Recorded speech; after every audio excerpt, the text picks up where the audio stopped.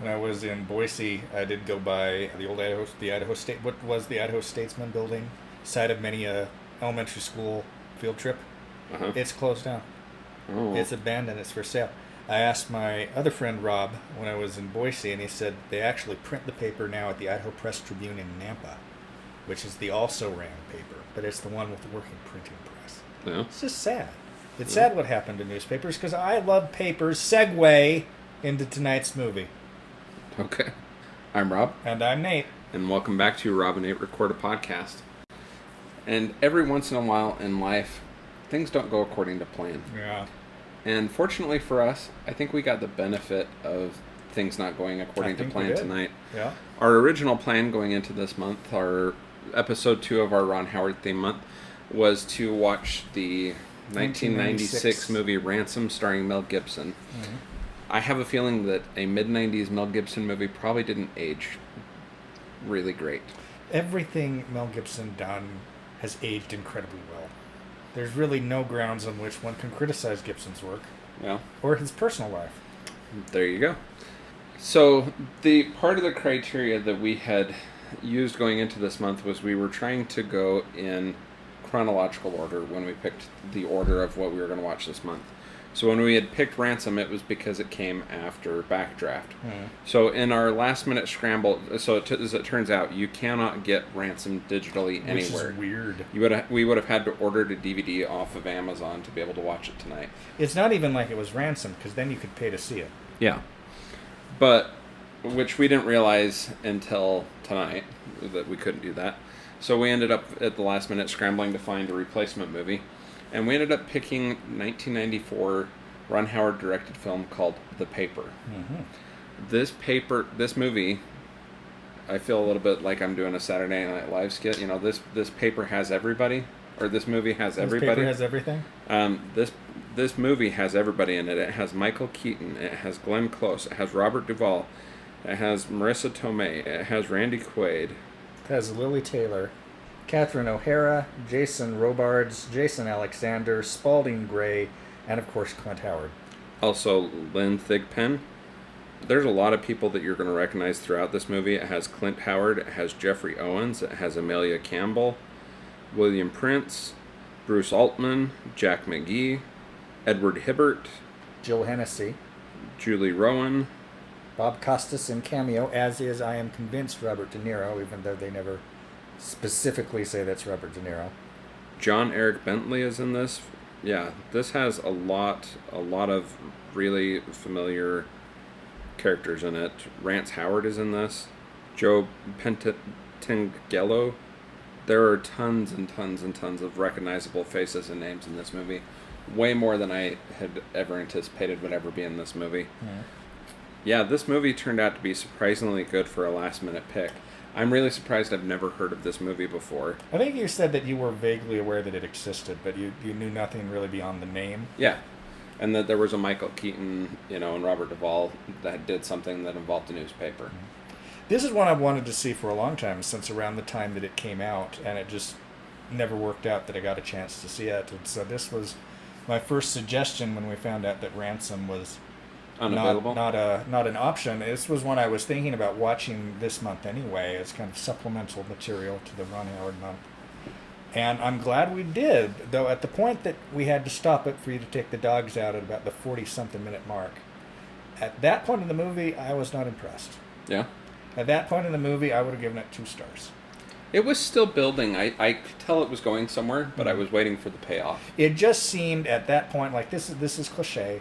These are kind of newspaper movie types that we've seen before, and at that point, none of them seemed particularly interesting. We had the kind of uptight woman who's kind of running the finances, and she's of course having an affair with a coworker, and then the editor, whose name is Bernie White, which is a play on Perry White, played by Robert Duvall. He's got the cancer, and he's not telling anybody that he's got the cancer. And then our main character, Michael Keaton's character, he's got his wife, who is former reporter who's on leave. She's 8.5 months pregnant, and he is thinking about taking another job. And then this movie goes from 7 a.m. one day to 7 a.m. the next day. It's a day in the life. 24-hour span. Day in the life of a newspaper.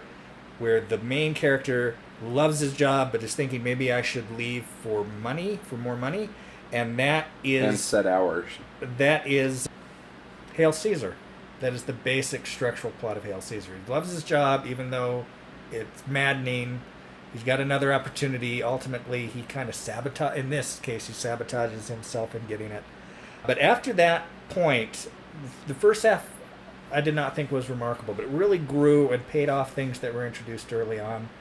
The two black youths that's a major through line in the story, is that they're kind of in the wrong place, wrong time for a slaying, and they're the obvious, they're the easy out kind of, well, these black kids probably did it. And I'm like, that's kind of cliche. And I thought there was going to be a riot. And it really was cliche. I thought there was going to be a riot because they talked about being afraid there's going to be a riot. But it turned out to be more complicated. And then a lot of these characters and their personal dynamics just grew in complexity and interest as the film went on. And by the end, I was really satisfied. And one thing that helped during that break period, as I was Googling the movie, Ron Howard wanted to make this film because it was a newspaper movie.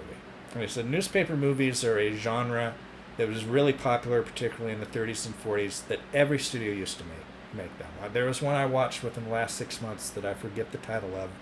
It was some studio that I don't think exists anymore. It was about a woman who was a woman reporter who upstaged her boss, so she gets fired, and she ends up being the editor of this small town paper and comes across this big story. And it was just kind of okay, but it's a little bit of a grin, because these newspaper movies just have this certain style, and yes, they have their cliches and they have their types, but for 25 years, the front page, His Girl Friday, Deadline USA, they made excellent movies, and that genre basically disappeared. And Ron Howard was like, if I revisit this old genre, it's going to feel fresh. It largely did. Even though the cliches were there, by the end, I was really won over. Oh yeah, this movie won me over as well. It had a lot of, I want to say a lot of character, but that feels like a cop-out to say that. But it just, the way it developed, even the cliche of Alicia Clark, played by Glenn Close, having the change of heart at the end, that she doesn't want to run the headline that they know is wrong, and has to stop her own surgery until she can call and stop the presses and rerun it, that kind of won me over. Why did the bullet come through the wall? Yeah. To get to the other side. Yeah. That was the Randy Quaid punchline to the joke. But yeah. There's a lot of context there. Randy Quaid's character had a lot of character in it too. Randy Quaid's character, at first I thought I wasn't going to like, because there's characters like this in all sorts of movies. It made me think of, can't remember the actor's name. He's the uncle in It's a Wonderful Life. And he plays the reporter that's hanging out with Saunders in Mr. Smith Goes to Washington. And he's kind of a drunkenly schlobby guy, but he's actually really kind of smart and perceptive when it comes down to it. And that's what Randy Quaid's character was in this film. He seemed like he was a waste of flesh, and then it turned out to be really good at his job and really perceptive. Yeah. This movie, everyone in this movie seems to play their role really well. Michael Keaton is a solid actor. Yeah. He's a solid lead. Robert Duvall, how do you go wrong with Robert Duvall? Marissa Tomei plays her part well. Yeah. It's a fairly limited part for her. I'll tell you when Randy Quaid's character won me over was when he shoots the gun inside Michael Keaton's office. Mm-hmm. To say, let the guy talk to his wife. That's when his character won me over. I knew, okay, this guy's going to be pretty good throughout the thing. Jason Alexander plays his part. Everyone plays their part. One of the things I liked in this film was I liked the bathroom scenes. The bathroom scenes were very pivotal. Yeah. So you got the bathroom scenes where Glenn Close is going to try to kiss up to her boss. And so she used to be like a reporter, like a features editor. And then she got promoted upstairs where she had financial responsibilities. And so she was torn by the part of her that wants to be the good journalist and do the good work, and the part of her that just needs to save money because the newspaper's a precarious business. And so she goes to the owner of the paper, played by Jason Robards, who also played a major newspaper part, Bill Bradley in All the President's Men, to kind of kiss up to him and possibly initiate an affair, thinking that if she has an affair with him, she'll get away with what she feels that she needs to get away with. And she's obviously setting this up. And his reaction to her Alicia, I'm gay. And she's like, And then he's like, no, I'm not gay. But basically, I can see through you, and I'm not interested. Yeah. And then she's trying to talk him into something, and keeps following him. And you start to see these men that they're walking by, giving this weird look and kind of following her. And then you realize she's following him into the men's room. Yeah. And And she even owns that. Like, after, like, they walk into the men's room and Bob Costas is zipping up his pants and has to turn back to the urinal, she turns around and the bathroom attendant is holding out a towel. And so she takes the towel and wipes her hands and then storms out. Yeah. And then the scene where Michael Keaton is tracking down the guy with the key to turn off the presses. Yeah. And he's in the bathroom, so he goes goes into the stall next to him and, Fred? Fred? Are you Fred? Yeah, this movie was good. It was quite an enjoyable film. I really enjoyed this, especially by the end. I was enjoying it when we ended up pausing it so I could take the dogs out, but I was enjoying it even at that point. But I just thoroughly enjoyed this movie, all the way through. It did have a little bit of a slow start. Well, the start wasn't slow because the movie opens on the scene of these two black youths discovering two people murdered in their car. And as we'll later learn in the course of the story, they were former bank executives who lost a bunch of mob money. Yeah. And it was a mob hit, but they were at the scene, saw the gun. One of them, of course, reaches to pick up the gun. When someone sees them and starts screaming, they run. So that's how they end up getting, like, set up on the frame. The police department wants to make an arrest just to calm the city down. And of course, it's not them. And you go through the whole thing of they're going to run the wrong headline because it's what the police department's telling them, if they can just get a picture. And they send a young copy editor who Glenn Close's character, as a witty retort, says, she's 14. Yeah. When in reality she was, like, I think 26 when they made this like movie. that, But she, of course, gets the one shot, and it's a great shot. Yeah, because she actually trips. She's trying to get the shot, and I guess, so Michael Keaton wants to sabotage this shoot because he doesn't want to run the gotcha headline. Yeah. Literally a gotcha headline, because this is a tabloidy paper. And so sends someone that he thinks is going to mess it up, and she trips. But she ends up taking, like, a great award-winning quality picture that's got this weird angle, the kids looking down, you see their faces. As she's laying on the ground. And it turns out to just be one of those lightning in a bottle kind of moments. And then so much of the end of the film has to deal with, we've already started printing it because we've kept pushing things back and we're long past deadline. Yeah. Which headline do we go with? And at first I thought that they were going to print the wrong headline. And I was kind of like, there's something kind of satisfying about that, because that takes some guts to set up that he's going to pull it off at the last minute and not pull it off. But then they have a topper to it where Glenn Close has that change of heart because Randy Quaid's able to push the right buttons at the bar. And then Randy Quaid had been, Glenn Close takes Randy Quaid to the bar because his car was towed for the second time because he hates the parking authority. Because he was helping Michael Keaton try and get the right headline. So Glenn Close takes him to this bar because she's been saying, you guys never invite me to the bar. So they take him to the bar where they all hang out after work. And Jason Alexander is Sandusky, the guy who is the head of the Parking Enforcement Bureau. He's there getting drunk, in a bad mood. He's actually befriended... Well, when Robert Duvall shows up at the bar, the bartender says he's waiting for a fight, the Sandusky character, and played by Jason Alexander. And as you find out, he's Sandusky. He's the head of the Parking Enforcement Bureau, and he's the one that Randy Quaid's character has run all... Doing columns about for 3 weeks. Well, they say that he's ran 6 columns on this guy. And he's mad, and the reason that he's mad is because his car got towed, and the towing enforcement did $6,000 worth of damage to his car. So that's why he writes the stories. But Sandusky, he says his wife's been reading this, and it makes her cry. That. You make my life cry when she reads the paper. At least she bought it, didn't she? Yeah. And then the other people cowering in the bar because this Sandusky's brandishing a gun, they laugh. He's brandishing Randy Quaid's gun. Yes.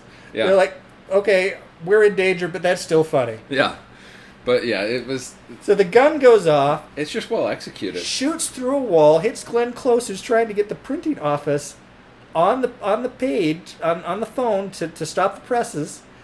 They have to take her into the hospital. She refuses to sign the consent form so they can operate until they let her get on the phone to stop the presses. Yeah. She has a nice character arc. Well, and that ends up changing the entire following day's news day in New York because they got it right. Yeah. You know? And the film opens after the thing the night before with the kids finding the bodies with a local news radio station kind of setting up the day. And the last thing you really hear is the news radio station talking about the scoop that the Sun got when the Sun, the morning meeting on the previous day, they were talking about how the Sun got scooped on some other story. The Sun, by the way, the name of the paper in this film was an actual New York paper. It ran from 1833 to 1950. And then again, briefly, as a conservative-leaning tabloid from 2002 to 2008, and Jared Kushner was involved in the publication of that paper. I found some interesting trivia on this movie. Actually, this movie was nominated for 1 Oscar. Okay. Do you have any guesses as to what Oscar? Is it an acting Oscar? No. Oh, okay. Writing? No. No. What? Best Music Original Score. I did kind of like the score, even though there were moments where it sounded a little bit like the score to Ghostbusters. Alternate casting for the role of Bernie White. Oh, yeah. Any ideas? No, go ahead. Paul Newman. Paul Newman would have worked. Yeah. The movie takes place over 24 hours. It's produced by Brian Grazer, who also produced 24. Oh, yeah. Alec Baldwin, Kevin Costner, Mel Gibson, Tom Hanks, Bill Paxton, Kurt Russell, John Travolta, and Robin Williams were all considered to play the part of Henry Hackett, which it ended up being played by Michael Keaton, our lead of the movie. All of those would have been interesting and would have brought different things to it. I'm kind of glad it was Michael Keaton. I like Keaton in it. Though I kind of want to see the Robin Williams version of that. I would not want to see the Robin Williams. It would Because go I off think the that rails would very go off the quickly. rails. It would be very different tonally. Out of that selection of actors, my second choice would be Kevin Costner. Yeah. The radio broadcast heard during the opening credits of the film was originally intended to be a segment from Don Imus' Imus in the Morning program that was recorded live during an on-air interview with director Ron Howard. A portion of the segment does appear as Michael Keaton walks through the newsroom. Michael Keaton and Marissa Tomei would appear again in film in, I believe it was 2016, with Spider-Man. The Homecoming? Mm-hmm. Yeah. There's a number of Batman references throughout this because of Michael Keaton's connection to Batman. None of them are really that significant, if you ask me, but Jason Robards, who plays the owner of the New York Sun, the fictitious newspaper depicted in the film, won an Oscar for his portrayal of Ben Bradley, who is the executive editor of the Washington Post and All the President's Men, as you previously mentioned. Yeah. This film was great. There was a lot of fun things to it. Any guesses on how this did in the box office? I believe it did quite well. If memory serves... This says it had a $6 million estimated budget. Mm-hmm. Seems low for 1994 with all the names that are With in these number of names, it does seem very low. it. Yeah. Opening weekend of $175,000 in the U.S., a gross domestic gross of $38 million, and a worldwide gross of $48 million. That's quite so a if that successful budget movie. is accurate, this film did quite well. Well, yeah, this film did 8 times what it cost to make. Yeah. And in $1994 too. Yeah. So, yeah, fun film. I'm trying to think what else to say. This is one I would definitely recommend if you have the opportunity to go see, or to see it, that I would say go ahead and watch it. It really was a lot of fun. I'm curious to see how you would rate this film. I'm going to give it 3 stars. Okay? Because it is, to me, kind of what a 3-star movie should be. You know, it pushes the right buttons. It doesn't have anything super deep to say. There's no performance in it that's just like, oh my god. But it's just satisfying. It's satisfying 3 stars on the 10-star scale. I'm going to give it a 7. See, I agree with you on the 3 stars, but it was fun enough that on the 10-star scale, I'm going to bump it to 8. Mm-hmm. Did you notice as we were scrolling earlier the aggregate scores? I did not. This on IMDb has an aggregate score of 6.6 stars, which does seem a little low for this movie. And 88% on Rotten Tomatoes. Yeah. Its Metacritic score is 70, which seems closer. But yeah. Got much else to say about this film? No. There's a lot of quick quips in this film. Well, that is the legacy of the newspaper film. Yeah. It's the Ben Hecht, rapid-fire, Gilmore Girls type dialogue. Yeah. Yeah, I would definitely recommend seeing this if you get the chance. This was a solid Ron Howard directed film. It had a lot of the familiar Ron Howard faces. Including his brother. Multiple of his family members were in this. Oh, yes, I could go through the whole list, but it has a little bit different feel to it than a lot of other Ron Howard films. So, and actually, a question I was going to ask you, I was going to probably wait till later in the month. Outside of the movies that we're watching this month, what is a Ron Howard directed movie that you haven't seen that you would like to see? I've never seen Gung Ho. And I've never seen Parenthood. The TV show? The movie. I'm trying to remember. You are which one aware it that is. the TV show Parenthood was based on the movie Parenthood? Vaguely, yes. I'm trying to remember. I feel like I've seen the movie, but I'm blanking on it. So, for me, one that I want to see, it's actually more recent, is In the Heart of the Sea. I just have not caught up with that one yet. It's available. I'm sure I can find it somewhere, but I just haven't caught up with that one yet. Kind of be interesting to see a Ron Howard adaptation of such a classic story. So, yeah. Anything else to say on this one? I'm good. I'm Rob. I'm Nate. And this is Rob and Nate Record a Podcast. When you edit Wait, this... you mean like stop the presses and nothing's coming? Stop the presses. I'm Rob. What's up, dude? Stop the presses. We have 2 more movies to talk about. We gotta get our outtake, and then, like, I thought we were gonna talk about them in the outtakes. Yeah. Or do you want it part of the main episode? I don't care. I just wanted to say stop the presses. Okay. We'll see if it makes the edit. Hold the presses.